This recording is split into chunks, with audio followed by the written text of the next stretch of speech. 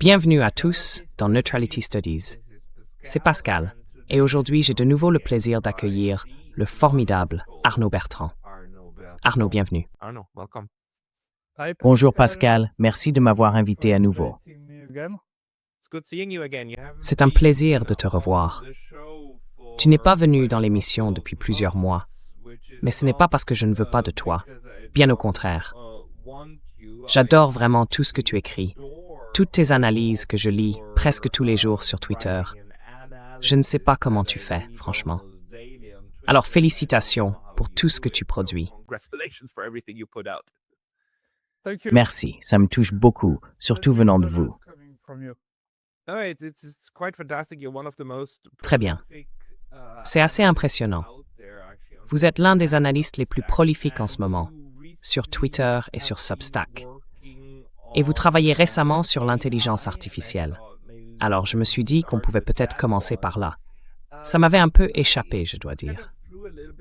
J'ai juste lu que la Chine avait sorti un nouveau modèle appelé DeepSeek, enfin plutôt l'entreprise derrière. Ce n'est plus directement la Chine elle-même, mais disons l'approche chinoise de l'IA. En quoi est-ce différent de l'approche occidentale? Et pourquoi est-ce que pour vous ça a de l'importance?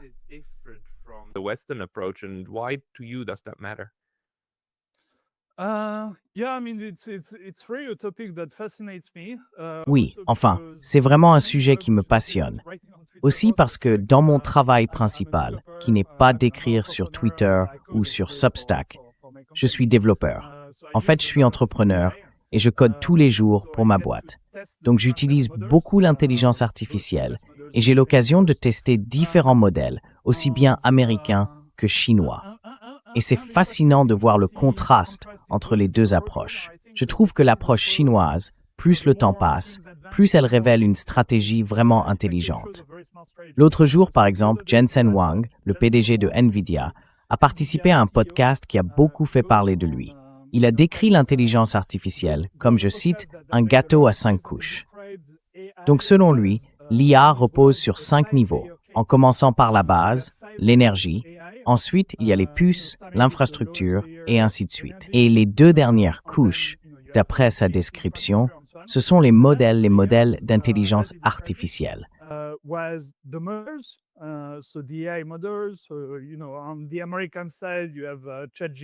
Alors, vous savez, du côté américain, on a ChatGPT, Claude et d'autres encore.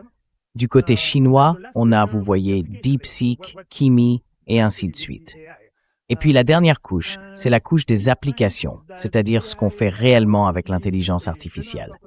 Et son point, c'est que l'IA est une technologie à usage général, un peu comme l'électricité, Internet ou, vous savez, le téléphone. On en a déjà connu quelques-unes dans le passé.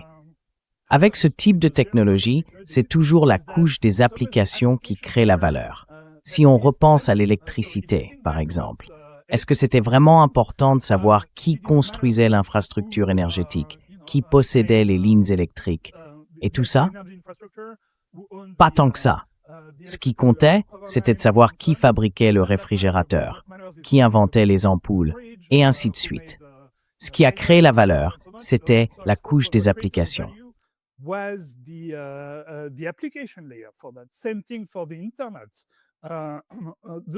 C'est la même chose avec Internet.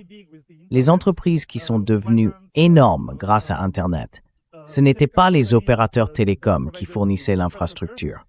C'était les Google, les Alibaba, les Amazon et tous les autres. Ceux qui utilisaient vraiment Internet, qui créaient les applications. Il n'y a aucune raison de penser que l'intelligence artificielle sera différente.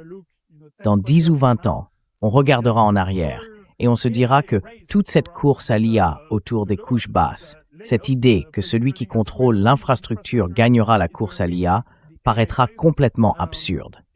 Parce qu'au fond, ce qui compte vraiment, c'est la manière dont on utilise l'IA. Et s'il y a une course, ceux qui la gagneront seront ceux qui sauront utiliser l'intelligence artificielle dans leur société pour gagner en efficacité, en productivité, et ainsi de suite. Et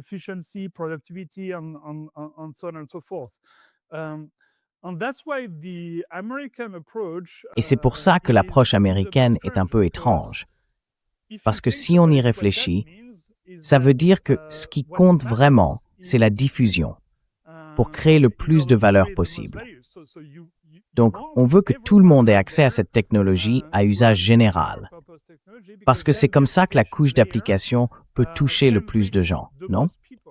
C'est un peu comme si on repense à l'électricité. Ça n'aurait eu aucun sens de dire « on va gagner la course à l'électricité en interdisant aux autres d'avoir l'ampoule ou d'avoir l'électricité. » Donc on serait les seuls à pouvoir, en gros, avoir de la lumière. Parce que dans ce cas, toutes ces grandes entreprises qui ont créé de la valeur grâce à l'électricité, comme General Electric et d'autres, auraient eu un marché bien plus petit si seuls les Américains avaient eu accès à l'électricité.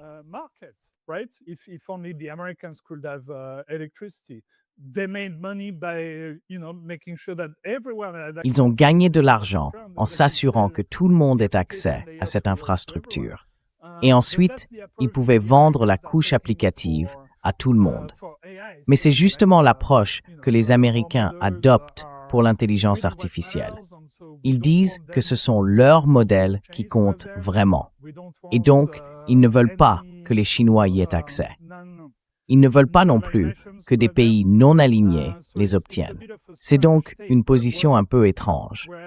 Alors que l'approche chinoise, au contraire, consiste à proposer les modèles en libre accès, en open source, à tout le monde, pour assurer une diffusion maximale. Parce qu'ils adoptent une logique de technologie à usage général, en disant « D'accord, c'est une technologie à usage général, ce qui compte, c'est la diffusion. Voici les modèles, tout le monde peut les utiliser gratuitement. Concentrons-nous sur la couche applicative. »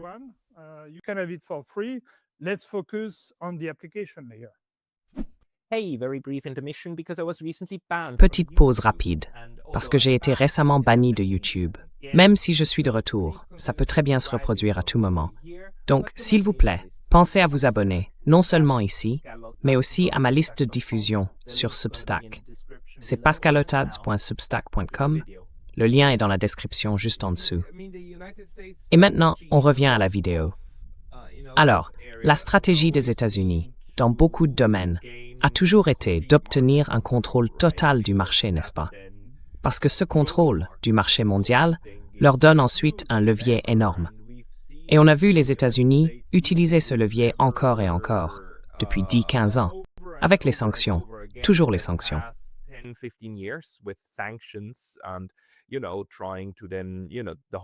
Vous savez, à ce moment-là, le système SWIFT a carrément exclu certains pays, en partant du principe que leurs économies allaient s'effondrer. On a vu comment ils ont essayé de faire ça, ou plutôt comment ils l'ont vraiment fait à l'Iran en janvier. Ils ont tenté de détruire l'économie iranienne du jour au lendemain, par des manipulations de marché, coordonnées depuis Washington. Et bien sûr, tout ça n'est possible que si on contrôle fermement certains segments du marché, ainsi que certaines technologies. Ils semblent vouloir reproduire ce schéma ici, mais l'approche chinoise, elle, est apparemment tout à fait différente. Donc, au lieu d'essayer de tout contrôler, ils laissent plutôt faire, y compris en ouvrant leur technologie, en les mettant en open source. Hein?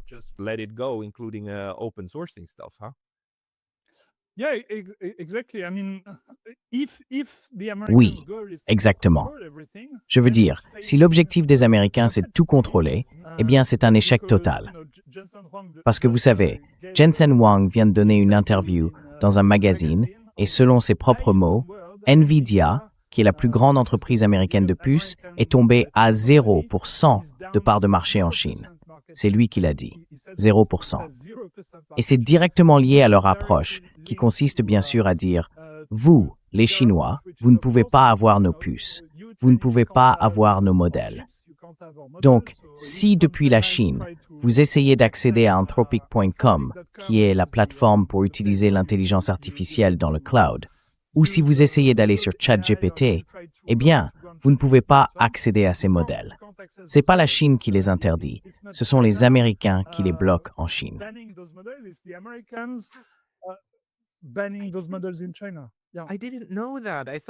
Ah, je ne savais pas ça.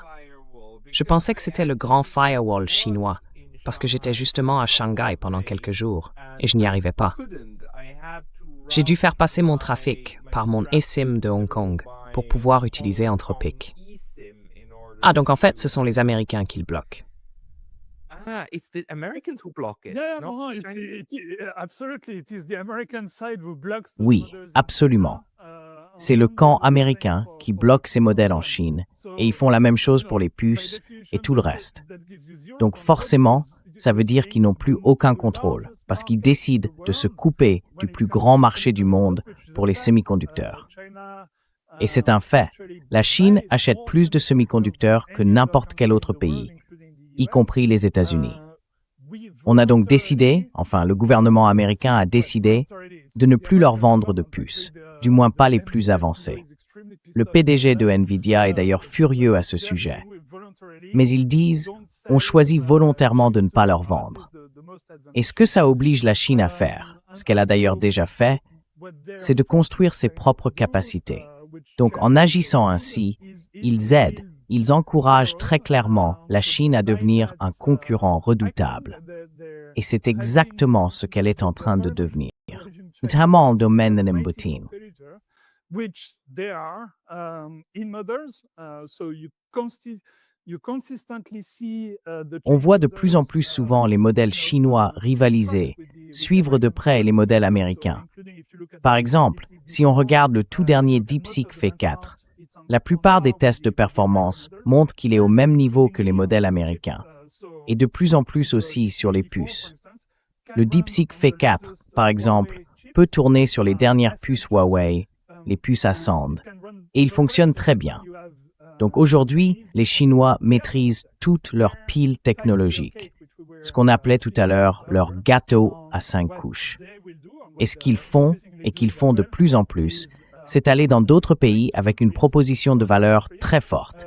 Nous avons toute la pile, exactement comme les Américains, ce fameux gâteau à 5 couches. the same as the Americans, so the 5-layer cake. But ours is open source, so you Mais le nôtre est en open source, donc vous gardez le contrôle total. Vous pouvez même modifier le modèle et tout le reste. Franchement, ça ne nous dérange pas. Et en plus, c'est 30 fois moins cher.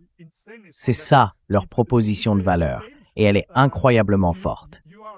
Honnêtement, à ce stade, il faut être complètement idiot si vous avez une entreprise comme iView et que vous payez pour des services cloud ou pour l'API d'OpenAI.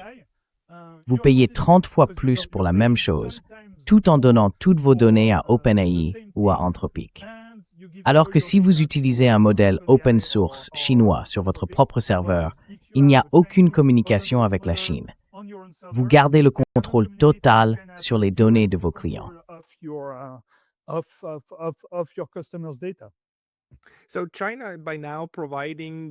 Donc, la Chine est désormais en train de fournir au monde un bien public. C'est quand même fascinant, non? Je veux dire, autrefois, c'était les États-Unis qui avaient ce genre d'approche, au moins certaines entreprises, pour faire des choses en open source et les partager. Mais aujourd'hui, le gouvernement américain intervient et rend ce modèle complètement impossible. Et ce faisant, il renforce en réalité la souveraineté numérique de la Chine et les capacités qu'elle possède. Franchement, est-ce que ça ne creuse pas encore plus l'écart entre, disons, l'attractivité des deux modèles de développement?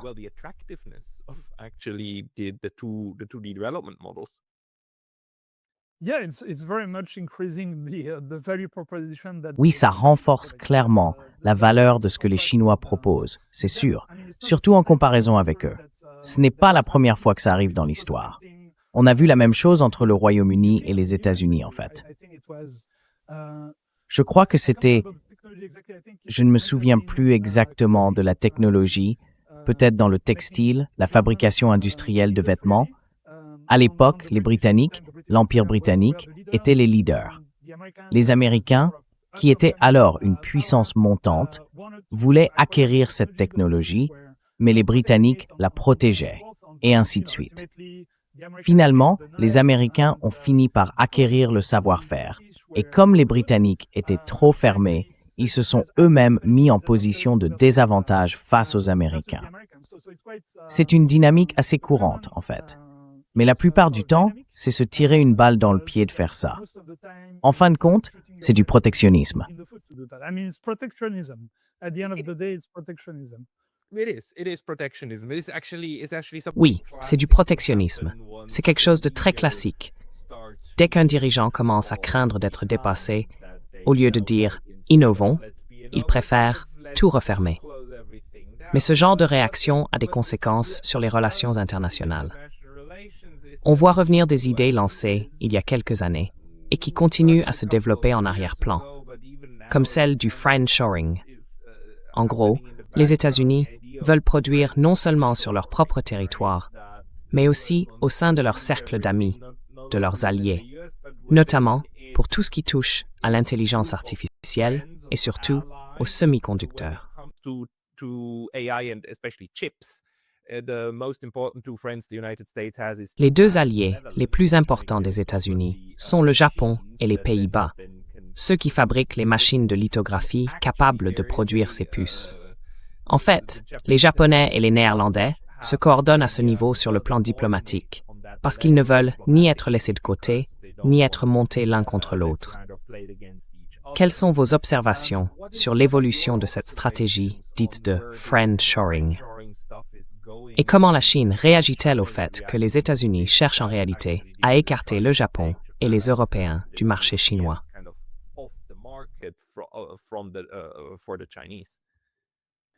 Yeah, I mean, it's definitely what they're Oui, enfin, c'est clairement ce qu'ils essayent de faire, ou du moins ce qu'ils essayaient de faire sous l'administration précédente, qui allait vraiment dans ce sens-là. On peut dire que l'administration Trump change pas mal cette dynamique, parce que, eh bien, elle n'est pas vraiment très conciliante. well, it's not very friendly. Ils harcèlent tout le monde. Yeah, exactly. So if you listen Oui, to, exactement, much of the, exactement. rhetoric Si on écoute une bonne partie du discours sur l'intelligence artificielle venant de l'administration Trump et d'entreprises très proches d'eux comme Palantir, ils disent très clairement que l'IA est un outil de domination pour les États-Unis à l'échelle mondiale, y compris vis-à-vis de leurs alliés. Enfin, alliés, entre guillemets. Et ça, en tant qu'Européen, c'est un discours très inquiétant. Moi, par exemple, en tant que Français, je sais que nos propres services de renseignement, la DGSI, utilisent Palantir, donc une IA américaine, au cœur même de leur système. Autrement dit, c'est Palantir qui dit au service de renseignement français qui est considéré comme une menace pour la France. who is considered a threat to France as a country. And when Palantir themselves and the Americans are Et saying quand that, Palantir dit, comme le disent aussi les Américains, que l'intelligence artificielle est utilisée comme un outil de domination, on peut clairement se dire que Palantir est profondément biaisé en faveur des intérêts américains. Donc évidemment, cette technologie ne va pas d'elle-même faire remonter des menaces qui sont objectivement des menaces pour les intérêts français, mais que les intérêts américains préfèrent ne pas considérer comme tels. Un exemple récent, justement, l'un des plus grands échecs du renseignement en France, c'est toute l'affaire autour d'AUKUS. On avait un accord avec les Australiens pour leur construire un sous-marin. Je ne me souviens plus du montant exact, mais on parle de dizaines de milliards de dollars que les Australiens devaient verser à la France pour qu'on leur construise ces sous-marins. To build them submarines. And then the contract was stolen by the Americans and the Et British. puis, le contrat a été volé par les Américains et les Britanniques, ce qui est évidemment mauvais pour les intérêts français. Mais on peut parier que Palantir n'aurait jamais fait remonter les discussions que les Britanniques et les Américains avaient avec les Australiens, parce que, évidemment, ça sert les intérêts américains. Donc, on peut imaginer plein de menaces pour les intérêts français que structurellement, l'intelligence artificielle américaine n'est pas conçue pour faire apparaître. À l'inverse, il y a certaines menaces qui ne sont pas forcément des menaces pour les intérêts français. Par exemple, la Chine, globalement, représente une menace bien moindre pour les intérêts européens que pour ceux des États-Unis. Parce qu'au fond, les États-Unis sont numéro 1, ils veulent le rester. La Chine est numéro 2 et elle pourrait bien devenir numéro 1. They want to stay number one. China is number two. They may be number one. So you can understand how Vous pouvez comprendre que les Américains veulent empêcher les Chinois de devenir numéro un. Pour les Européens, en réalité, c'est plutôt une bonne chose si le monde est plus équilibré entre les États-Unis et la Chine, parce que ça permet de jouer l'un contre l'autre. Donc vous n'avez pas forcément intérêt à empêcher la Chine d'être, disons, un contrepoids aux États-Unis. Mais bien sûr, on va voir Palantir mettre en avant les menaces chinoises auprès des Européens, alors que, objectivement, c'est moins une menace directe pour les intérêts européens.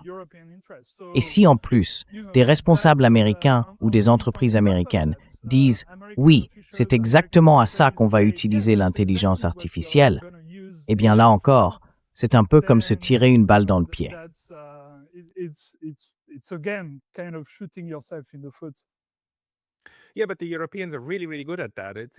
Oui, mais les Européens sont vraiment, vraiment doués pour ça. C'est intéressant. Je viens justement d'avoir une discussion avec Larry C. Johnson et on en est arrivé à la conclusion que les États-Unis sont en train de se tirer une balle dans chaque pied en ce moment, avec ce qu'ils font ou essaient de faire vis-à-vis de l'Iran et dans leur manière d'aborder toute la guerre en Ukraine. Mais les Européens, eux, sont un peu sur un autre plan, non? Parce qu'en aval de tout ce que font les États-Unis, l'Europe, pour l'instant, est complètement intégrée là-dedans. Et ça inclut maintenant, bien sûr, toute la course à l'intelligence artificielle. Peut-être que vous pouvez en parler. Et puis j'ai une deuxième question.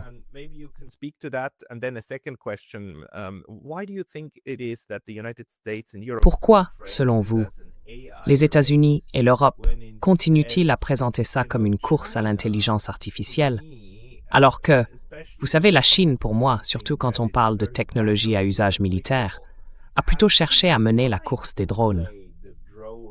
Les États-Unis, eux, ne s'y sont jamais vraiment intéressés.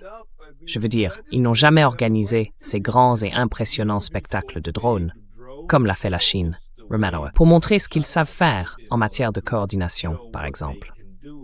Et pourtant, c'est une technologie dont on connaît aujourd'hui les applications évidentes sur le champ de bataille. Mais les États-Unis et l'Europe, eux, n'ont jamais pris cette direction. On parle des drones dans les médias, oui, à propos de leur utilisation en Russie et en Ukraine, mais pas du tout de qui les fabrique, ni de la compétition dans ce domaine. Dans les médias, il n'y a pas de course aux drones. Il n'y a que la course à l'intelligence artificielle.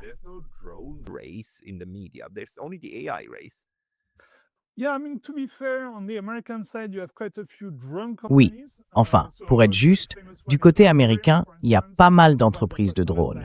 Une des plus connues, c'est Anduril, par exemple, celle fondée par Palmer Luckey, l'entrepreneur qui a créé le casque de réalité virtuelle racheté par Meta. Et d'ailleurs, Meta s'est renommé Meta après ce rachat, mais au final, ça a été un énorme échec. Bref, c'est une parenthèse. Donc il y a bien quelques entreprises de drones aux États-Unis, mais comparées à la Chine, elles sont très, très en retard. Elles essaient de rivaliser sur le plan militaire, mais beaucoup moins sur le plan commercial. En face, la Chine a DJI, qui est de loin le leader mondial. Et à ce stade, ils sont tellement avancés, tellement performants technologiquement, tellement puissants, que c'est tout simplement impossible de les rattraper. La course, si on peut encore parler de course, est déjà gagnée.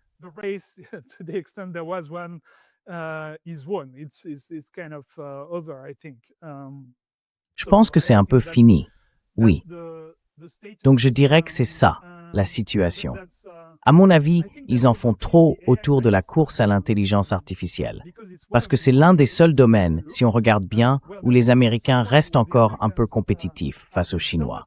Il y a tellement de secteurs aujourd'hui, surtout quand il s'agit de fabriquer des choses, pas du logiciel, mais du vrai matériel, qui demandent une industrie de pointe à grande échelle, où ils ne peuvent tout simplement plus rivaliser. Évidemment, ils ne vont pas trop en parler dans les médias parce que ça ne donne pas une très bonne image d'eux. Si on prend l'exemple de l'IA, par exemple, la croissance liée à l'IA représente environ 50% de la croissance du PIB américain en ce moment. Oui, 50% de la croissance du PIB. Vous pouvez vérifier, c'est un chiffre que tout le monde cite. Et je pense qu'il est juste. everyone is quoting. I think it's correct. No, of growth, Non, de croissance, ça je peux le croire. Pas du PIB total, mais de la croissance. Oui, oui. Yes, yes. Yeah. So when it comes to Oui, economic growth, oui, you know, oui. the US is kind of Alors, quand on parle de croissance économique, les États-Unis sont un peu comme un cheval à un seul tour en ce moment. C'est l'intelligence artificielle. Ils comptent énormément là-dessus. Ils n'ont pas grand-chose d'autre si on regarde bien. Même quand on parle des grandes entreprises technologiques, la Chine est en train de rivaliser avec toutes. TikTok, par exemple, est un meilleur réseau social que la plupart des plateformes américaines. Dans la plupart des secteurs, la Chine est extrêmement compétitive. Donc, les États-Unis essaient de sauver l'IA, qui est un des rares domaines où ils pourraient encore avoir un avantage. Mais selon moi, la stratégie qu'ils adoptent ne fonctionnera pas à moyen ou long terme, parce qu'ils se concentrent beaucoup trop sur le modèle lui-même. Et ce n'est pas ça qui va créer de la valeur au final. Ce qui compte, c'est la couche d'application.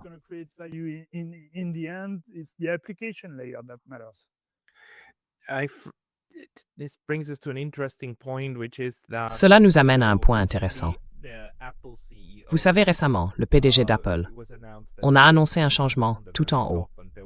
Et il y a eu pas mal de discussions à ce sujet, sur la direction qu'Apple allait prendre. La meilleure analyse que j'ai vue, c'est qu'Apple mise clairement sur l'intelligence artificielle embarquée, celle qui fonctionne directement sur les appareils. Ils avancent dans cette direction, en disant que c'est là que se trouve l'avenir. Et en même temps, on voit maintenant, en Chine, le développement de machines extrêmement performantes, notamment chez Huawei, ainsi que de modèles très puissants, capables de tourner sur ces mains.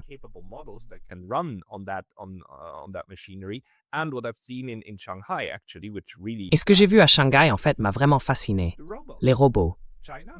La Chine a maintenant des robots humanoïdes disponibles dans le commerce, avec lesquels on peut jouer, qu'on peut contrôler avec une manette, et la machine marche, court, serre la main et tout ça. C'est complètement fou. Si on combine tout ça, on se rapproche du futur façon iRobot, celui dont Asimov parlait. Alors, selon vous, quelles sont les avancées en robotique et en intelligence artificielle qu'on voit arriver? Et quelle est la tendance?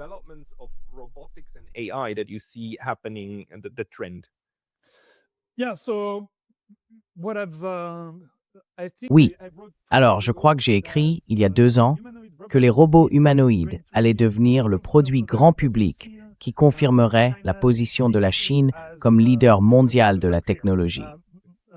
Ce sera, à mon avis, un changement encore plus important que la sortie de l'iPhone par Steve Jobs, quand tout le monde s'est dit « Waouh, ça change tout ».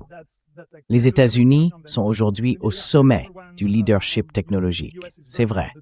Mais je pense que ce rôle va passer à la Chine avec les robots humanoïdes. La Chine a au moins 2 à 3 ans d'avance sur les États-Unis dans ce domaine. J'ai regardé un peu et c'est assez amusant. Rien que dans la ville de Shenzhen, il y a plus d'entreprises de robots humanoïdes en concurrence entre elles que dans tout le territoire américain, ou même en fait que dans tout l'Occident. Parce que, si on ajoute l'Europe, eh bien, l'Europe, sauf erreur de ma part, n'a tout simplement aucune entreprise de robots humanoïdes.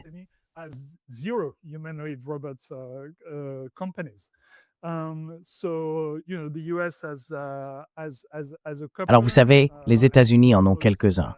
Je pense que le plus avancé, c'est celui d'Elon Musk, mais il n'est même pas encore sorti. Donc on ne peut pas l'acheter. J'ai oublié le nom, je l'ai sur le bout de la langue. Bref, on ne peut pas acheter le robot humanoïde d'Elon Musk. Il a dit, je crois, qu'il pourrait être disponible commercialement l'année prochaine. Alors que si on regarde le robot de Unitree, un robot humanoïde, lui, il est déjà en vente depuis, je dirais, 2 ans. Et on peut l'acheter aujourd'hui sur Amazon. Je crois que le prix est d'environ 13 000 $. Donc rien que pour ça, on peut dire qu'ils ont plusieurs années d'avance sur les Américains. Et puis, il y a des dizaines d'entreprises de robots humanoïdes en Chine. Ils organisent énormément d'événements. Par exemple, il y a eu le marathon de Pékin, je crois, il y a 2 semaines. Eh bien, il y avait des robots humanoïdes qui participaient. C'était semi-athlétique entre eux.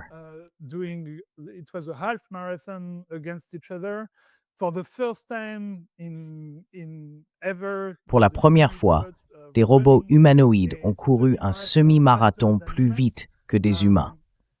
C'est quand même une prouesse technologique impressionnante. Donc oui, ils sont vraiment très avancés. Mais on n'en est pas encore au point où on peut leur parler comme à une personne. Ils ne savent pas encore faire la plupart des tâches. Ils ne peuvent pas faire un lit, cuisiner ou ce genre de choses. Mais c'est clairement la direction qu'on prend. Quand je dis que les robots humanoïdes ont gagné le semi-marathon cette année, l'an dernier, ils allaient 2 fois moins vite. C'est à ce rythme-là qu'ils progressent. L'an dernier, je ne me souviens plus du temps exact, mais ils étaient bien plus lents que les humains. Donc oui, ils s'améliorent très vite. Et je pense que, d'ici moins d'une dizaine d'années, on pourrait bien en être là. Within less than a decade, we might be somewhere like that. Yeah. Where do you think that puts Où est-ce que ça place tous les autres selon vous? everybody else? Let's Disons, say, I mean, surtout l'Asie du Sud-Est, and you're in Southeast et vous Asia, êtes justement en it's a Asie very du interesting Sud-Est, spot where se retrouve dans une position très intéressante parce qu'elle peut accéder aux deux marchés. Elle peut jouer sur les deux tableaux. La Malaisie, par exemple, est en train de devenir un véritable centre de production vers lequel de plus en plus d'entreprises se tournent. D'après vous, qu'est-ce que ça change pour les pays qui se trouvent entre les deux? I mean, I think Je veux dire, je pense que ces pays intermédiaires ne veulent toujours pas avoir à choisir. C'est le cas par exemple de la Malaisie. Elle veut rester entre les deux. C'est ça, l'idée. Par exemple, la Malaisie s'en sort très bien en ce moment en construisant des centres de données à Penang, dans le sud du pays, à Johor, à la frontière avec Singapour. Je connais pas mal de gens qui travaillent dans ce secteur. Et vous savez, ils sont plutôt agnostiques sur la question de savoir quelle puce se trouve dans ces centres de données. Et c'est dans leur intérêt.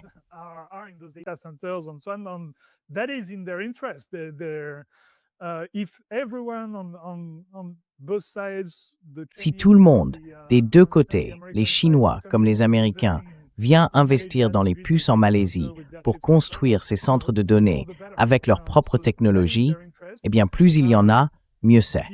C'est dans leur intérêt. Le problème, c'est que le côté américain pousse très fort pour obtenir une exclusivité. L'an dernier, Trump est venu en Malaisie.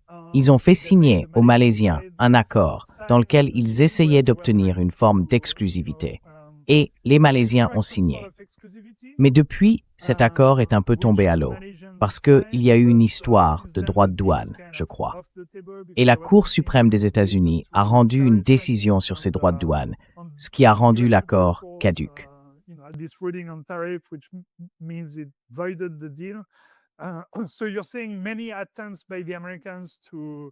On voit beaucoup de tentatives de la part des Américains pour verrouiller, par contrat, des pays comme la Malaisie ou d'autres en Asie du Sud-Est afin de les éloigner des marchés chinois ou en tout cas de partenariats avec la Chine. Mais de manière assez systématique, on voit que ça ne marche pas. Et comme je vis en Malaisie, je constate de plus en plus de développement d'entreprises chinoises ici. Par exemple, de plus en plus de mes achats, et ceux des Malaisiens en général, se font directement sur des sites de commerce en ligne chinois. Parce qu'il y a maintenant un nouvel accord qui permet d'acheter directement en ligne. Et des plateformes comme Taobao livrent directement en Malaisie, avec une logistique bien améliorée. Franchement, c'est une offre incroyable.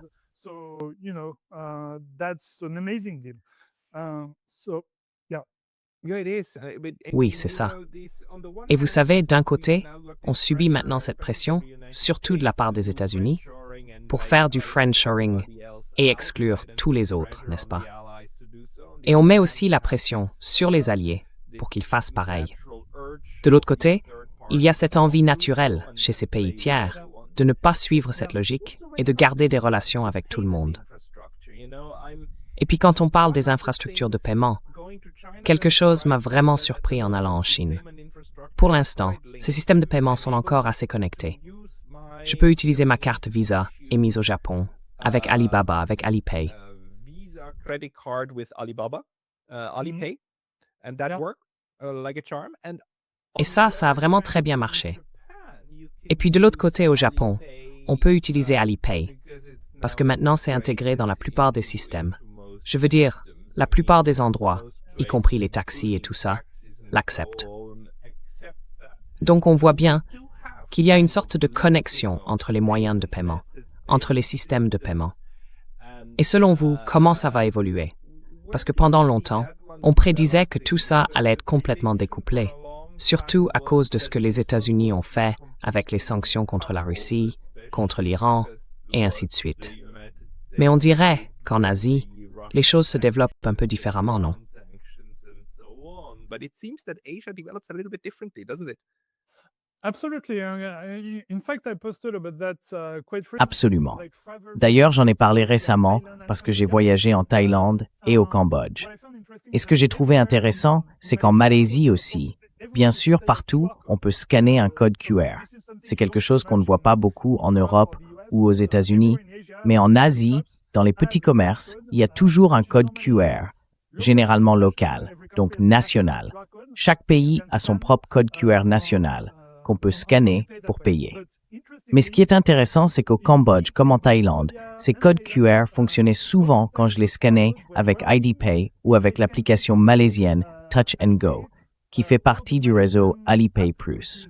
Called Touch and Go, which is part of the Alipay Plus network. So you're seeing. So if I was Donc vous dites que si j'étais chinois, par exemple, en voyage au Cambodge ou en Thaïlande, je pourrais payer partout avec mon Alipay chinois. Et d'ailleurs, c'est gratuit, il n'y a pas de frais. C'est, comment on appelle ça déjà? Un registre. Voilà, c'est ça. C'est pas comme une carte Mastercard ou Visa qui prend une commission au passage. C'est une blockchain, c'était le mot que je cherchais. Donc au final, c'est plus avantageux pour tout le monde.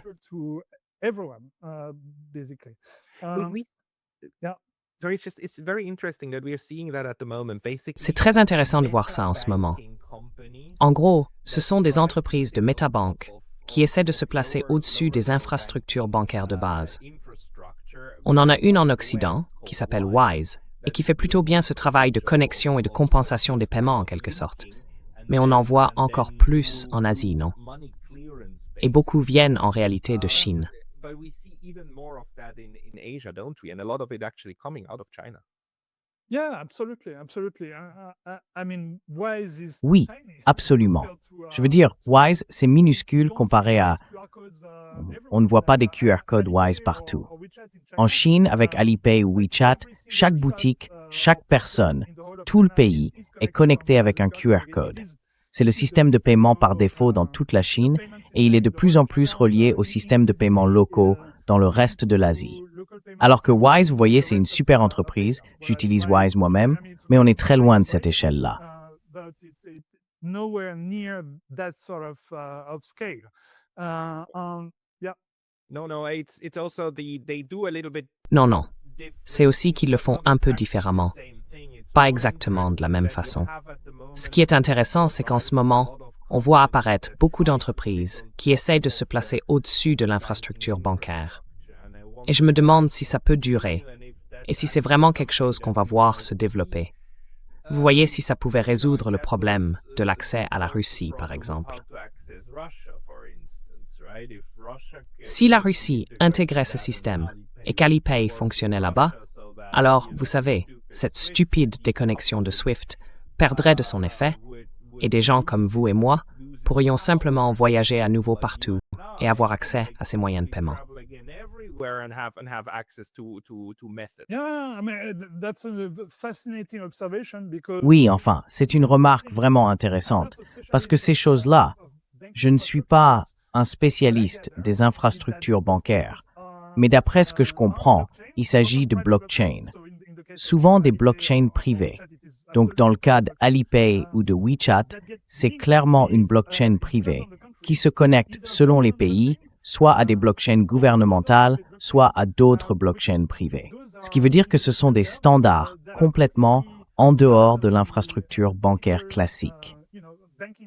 Donc j'imagine que quand je suis une personne en Chine et que je paie avec Alipay, après avoir scanné un code QR cambodgien ou thaïlandais, cette transaction ne passe jamais, par exemple, par le réseau SWIFT. never transits through Swift, for instance. And so through consumer adoption, Donc, you're right avec that l'adoption par les we consommateurs, might set tu as up raison.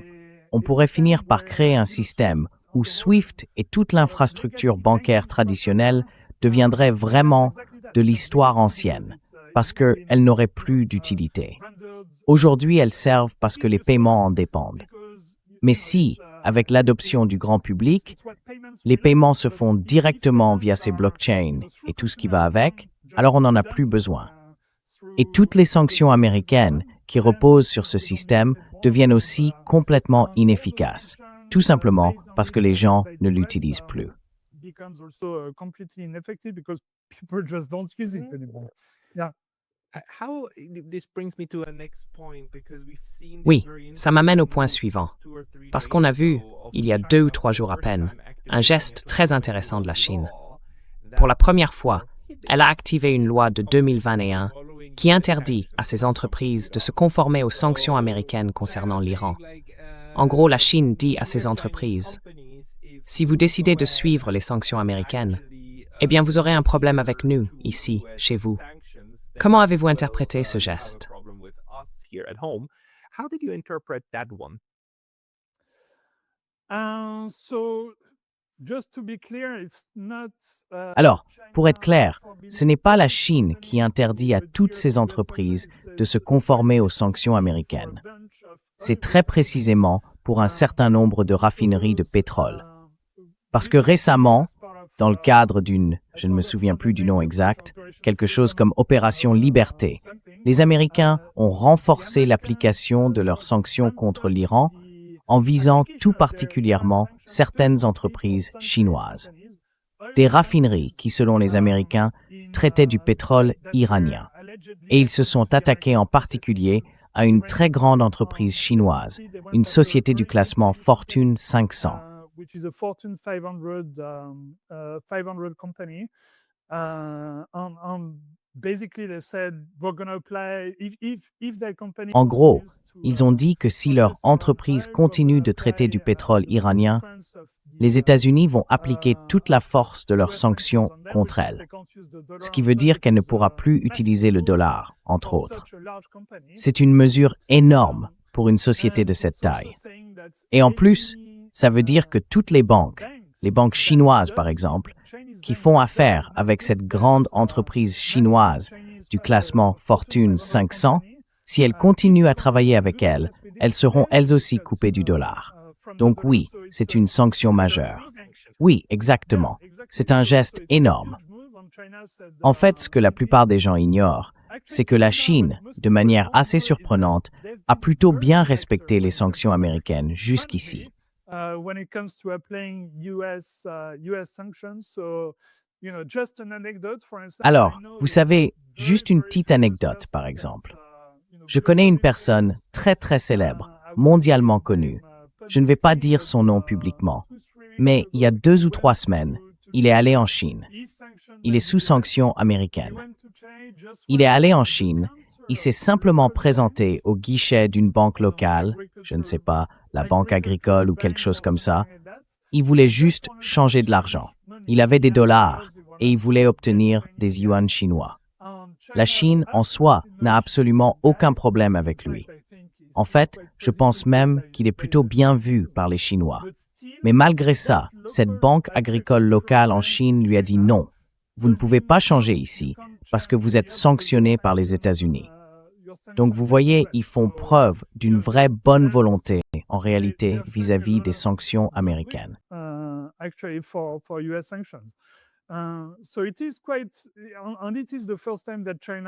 C'est donc assez clair, et c'est la première fois que la Chine applique cette loi de 2021.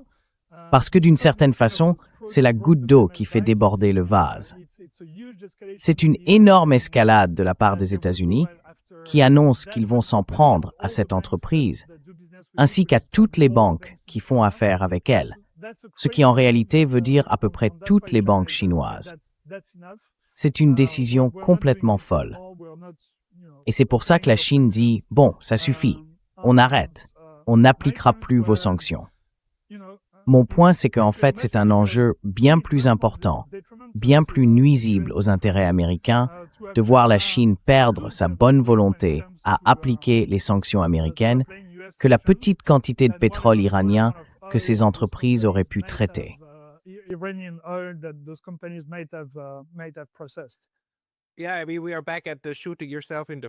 Oui, enfin, on en revient à se tirer une balle dans le pied. Parce que cette soi-disant bonne volonté, entre guillemets, en réalité, c'est de la surconformité de la part des institutions privées chinoises, des banques, et ainsi de suite. Vous savez, elles ont tous leurs services juridiques. Et les avocats qui y travaillent font leurs vérifications. Mais ils sont excessivement prudents. Ces avocats sont tellement prudents parce que la dernière chose qu'ils veulent, c'est oublier un détail et se faire licencier à cause de ça. Donc ils en font toujours trop. Et ensuite, ils étudient les sanctions américaines, le droit des sanctions, et ils se disent non, non, non, il faut qu'on applique ça. On ne veut surtout pas être coupé du système ou quoi que ce soit. Et c'est comme ça que ça fonctionne. Mais là, pour la première fois, la Chine en tant qu'État est intervenue et a dit « Les gars, à partir de maintenant, on ne fait plus ça. Premièrement, je vous l'interdis. Deuxièmement, s'il vous arrive quelque chose, je vous soutiendrai. » Donc en fait, ça va maintenant réduire le problème de surconformité à l'intérieur de la Chine.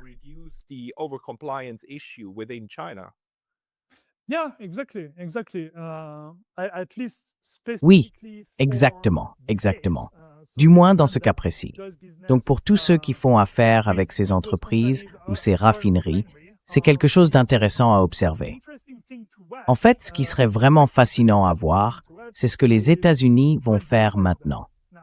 Parce que s'ils appliquent leurs sanctions, vous voyez, leurs sanctions disent en gros, si en tant qu'institution bancaire, vous continuez à faire affaire avec une entreprise que nous avons mise sur notre liste, alors vous, en tant que banque, vous ne pouvez plus utiliser le dollar.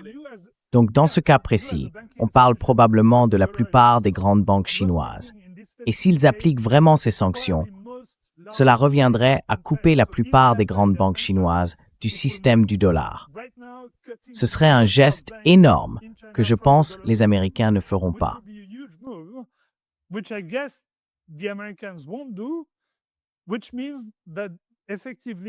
Ce qui veut dire en gros que les Chinois auraient montré que vos sanctions, c'est beaucoup de bruit, mais pas beaucoup d'effet.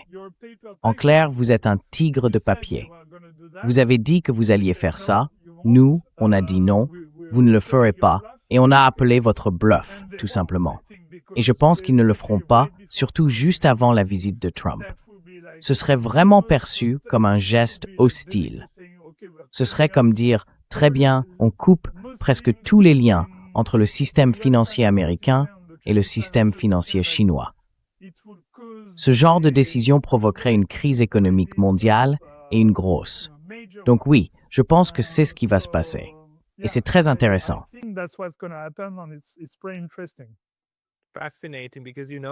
C'est fascinant, parce que vous savez, c'est justement cette menace de couper les banques du système du dollar américain qui a fait tomber, en 2009, la loi sur le secret bancaire suisse. À l'époque, on avait une loi qui protégeait vraiment tous ceux qui détenaient un compte en Suisse, non seulement face au gouvernement suisse, mais face à tous les gouvernements du monde. Et c'est les États-Unis qui ont dit, soit vous nous donnez toutes les informations sur tous les citoyens américains que vous avez, tout de suite, soit voilà ce qui va se passer. Alors les Suisses ont adopté une loi d'urgence pour se conformer. Et ça a été la fin de l'histoire. Donc, dans ce cas-là, les sanctions, ça compte vraiment, non?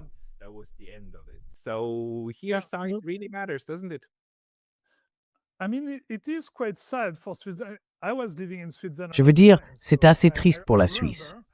J'habitais en Suisse à ce moment-là, donc je m'en souviens bien. Et je pense que la Suisse a quand même beaucoup de poids, non? Parce que, oui, c'est un petit pays, évidemment, mais sur le plan financier, c'est immense. À Bâle, par exemple, vous avez la banque des banques. Banque des règlements internationaux. Exactement. Vous avez la Banque des règlements internationaux, qui est un peu la banque centrale des banques centrales. Yeah, Oui, mais celui-là n'appartient pas à la Suisse. En fait, c'est un petit pays à part entière, parce qu'il est extraterritorial. Il appartient aux banques centrales. Donc la Suisse n'avait aucun levier dessus. Oui, je sais. En fait, mon coloc à l'université, son père était le principal avocat de la Banque des règlements internationaux. Mais bon, elle est quand même physiquement installée en Suisse. La Suisse a pas mal d'influence là-dessus. Donc ils ont plusieurs cartes en main. Et je pense que sur ce point précis, ils auraient aussi pu, disons, couper un peu le souffle aux États-Unis. Mais bon, ce qui est fait est fait.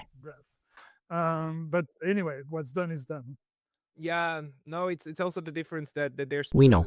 C'est aussi la différence qu'à l'époque, il y avait deux banques, UBS et Credit Suisse. Aujourd'hui, Credit Suisse a été absorbé par UBS, donc il n'en reste plus qu'une. Mais c'est justement ce problème du trop grand pour faire faillite. Si cette banque est attaquée et qu'elle s'effondre, elle entraîne avec elle pratiquement toute l'économie suisse. Tout. C'est comme si tout partait en fumée. Le risque est beaucoup trop grand. Alors que la Chine, elle, peut dire « Regardez, on est assez grand pour encaisser le choc, non ?» Oui. Et c'est vrai, on a commencé cette conversation en parlant d'intelligence artificielle. Qu'est-ce qui, en ce moment, retient le plus ton attention? Ce qui te fascine le plus, pour conclure cette discussion, que ce soit sur le plan des avancées technologiques ou de la géopolitique?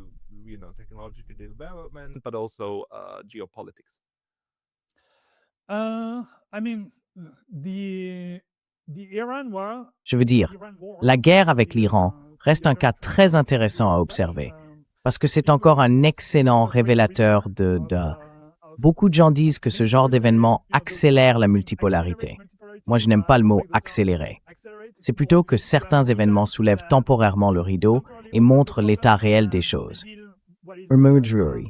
Et ce qu'on voit aujourd'hui avec l'Iran, c'est qu'ils sont bien plus puissants qu'on ne le pensait, qu'on ne l'imaginait, et que les États-Unis sont, eux, beaucoup plus faibles.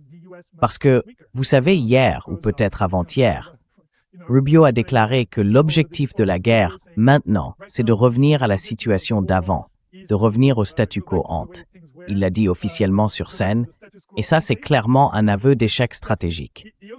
Quand vous dites « la guerre que j'ai lancée, son but maintenant, c'est de réparer les dégâts qu'on a causés », eh bien, c'est exactement ça.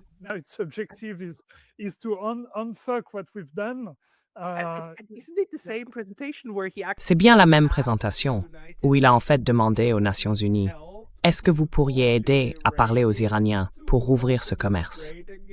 Parce que ce n'est pas juste. Et il ne l'a pas dit sur le ton du « Vous devez le faire, on l'exige ».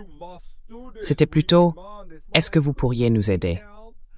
C'est un changement de ton, non?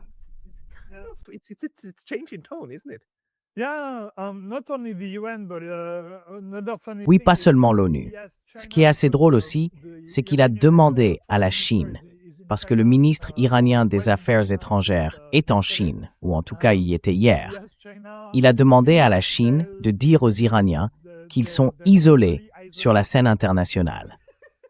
On entend ça souvent. Franchement, c'était assez comique, parce que, justement, le ministre iranien était en Chine, ce qui, par définition, montre qu'il n'est pas isolé du tout.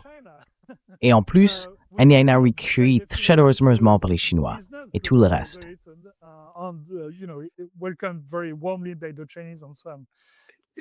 Ça montre que les États-Unis continuent de se voir, avec l'Europe et le Japon, comme représentant le monde.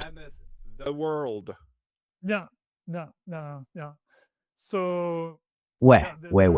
Donc oui, ils sont plutôt dans le déni. C'est quelque chose d'assez intéressant à observer. L'Europe, je la regarde beaucoup aussi, en tant qu'Européen. Enfin, intéressant n'est pas le bon mot. C'est plutôt déprimant à voir, malheureusement. Je veux dire, toi aussi tu es Européen. Donc, c'est vraiment triste. Ouais, je pense qu'on est complètement d'accord là-dessus. Franchement, c'est comme si tout ce qu'ils faisaient était stupide. Par exemple, ils viennent encore de mettre des sanctions, ou plutôt des obstacles, sur l'énergie verte chinoise, ce qui va rendre l'énergie européenne encore plus chère, alors qu'elle coûte déjà 3 fois plus que celle des États-Unis ou du reste du monde. Et ça va encore affaiblir la compétitivité de l'industrie européenne. Franchement, ça n'a aucun sens.